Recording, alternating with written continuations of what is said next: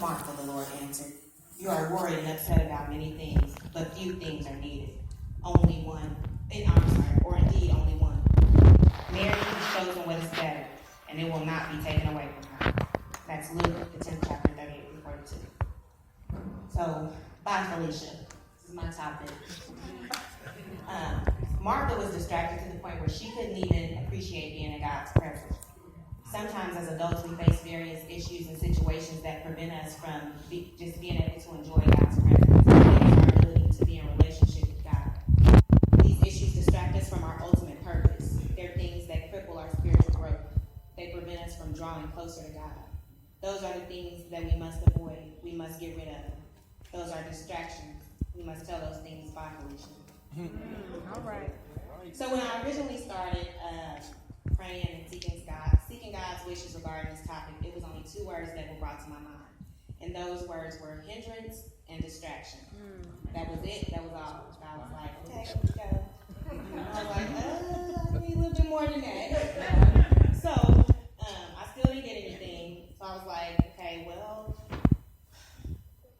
if college didn't teach me anything else, it taught me to start by defining your term. So maybe I should do that.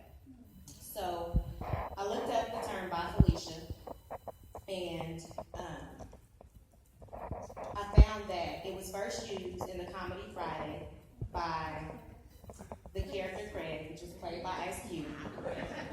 And he used this with his neighbor Felicia, who struggled with drug addiction. She was infamous for making outlandish requests, and these weren't the typical requests like, can I borrow a stick of butter? She had a cup of sugar. It was more like, can I borrow your microwave? These requests would elicit a response from Craig like, bye, Felicia. So bye, Felicia is equivalent to saying, get out of my face, or go on with that. Felicia was simply a distraction. More recently, in the movie Straight Outta Compton, in the midst of a party, an angry boyfriend showed up banging on the door looking for his girlfriend, Felicia.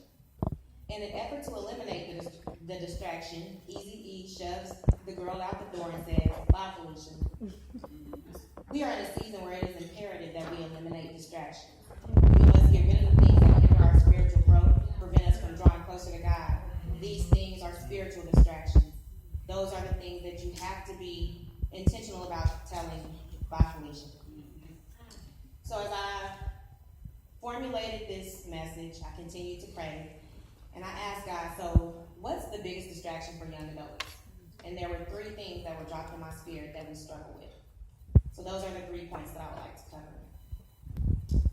First thing that we struggle with as young adult Christians is relationships. People can be our biggest distraction. We can come dependent upon them. We trust them instead of trusting Jesus. We look to people for answers instead of praying for resolution. Then when we get the solution, we go back to those people to ask them to confirm it. We ask them, is this the right thing? Shall I make this decision? We allow others to tempt us, to convince us, to persuade us, to make decisions for us, to guide us. All of these things ultimately pushes us further away from God. We start to rely on people instead of depending on Him. We love Him with all of our heart, mind, and soul. We have to trust Him. This includes all relationships. Friends, parents, siblings, spouses, girlfriends, boyfriends, relationships with children, relationships with coworkers, intimate relationships, platonic relationships, familiar relationships, all relationships. Let's not forget about negative relationships. Relationships that subtract from your well-being. Relationships where people are constantly taking, like Felicia, not contributing to your growth mentally, physically, or spiritually. They are distracting. They drain you. Quite frankly, some relationships simply hinder our ability to be in relationship with God. Now, don't get me wrong. Being in relationships are important. It's human nature to want to connect with others. In fact, we are called to do this. We're called to be in relationship with other people. However, we're called to be in relationship with God first. Our relationship with God is more important than any relationship. That's our first priority. In Matthew 22:37, Jesus tells us that our greatest command is to love the Lord with all of our heart, with all of our soul, and with all of our mind. So that's the first distraction for us as young adults. Second distraction is busyness. I'm too busy to go to church. I'm too busy to serve on a ministry. I'm too busy to read my Bible. I'm too busy to listen to that sermon that you sent me. This includes our work. This includes child rearing. This includes our hobbies. All the things that we use as excuses. We overwork. We overstress. We overstimulate our minds, and we become spiritually malnourished in the process. We make excuses instead of making time. We're too busy to worship on Sunday. This is one of the enemy's favorite tactics to distract us, to convince us that we're just simply too busy. We feel physically unproductive when we're not occupying every minute of our time, but spiritual productivity is consciously making time to be still, to allow God a moment to connect with us, to give him our undivided attention, to listen for a word from him. We must be intentional about slowing down and making time just to simply be still. The enemy is fear. Now, fear is not to be confused with being scared. Fear paralyzes us. It paralyzes our faith, prohibiting us from moving forward.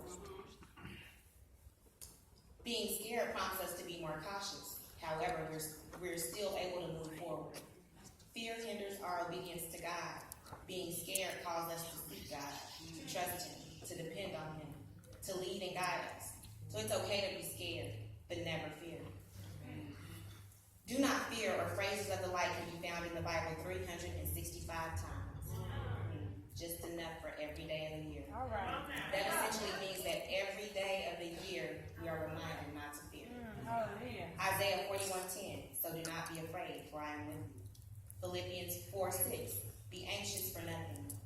Joshua 1:9, have I not commanded you? Be strong and courageous, for the Lord, your God, will be with you wherever you go. And that's just to name a few. Fear distracts us from our purpose. It hinders us from being who or what we are called to be. Fear leaves us powerless. God tells us to stand strong in our faith. We are equipped by the Holy Spirit to stand in his power, to use his authority. Fear inevitably denies God's presence and his work. When God places something on our heart and we sit on it because we're in fear, we're basically telling him, are you sure, God? I don't quite trust you on that one. Is that what you're wanting to tell God?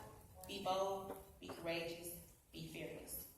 So relationships, busyness, and fear are the three main distractions that hinder our spiritual growth and our ability to cultivate our relationship with God. So I challenge you today to examine your life. Identify faulty relationships. Slow down. Take a break from your busy life. Gather up your fears and tell it all by Felicia.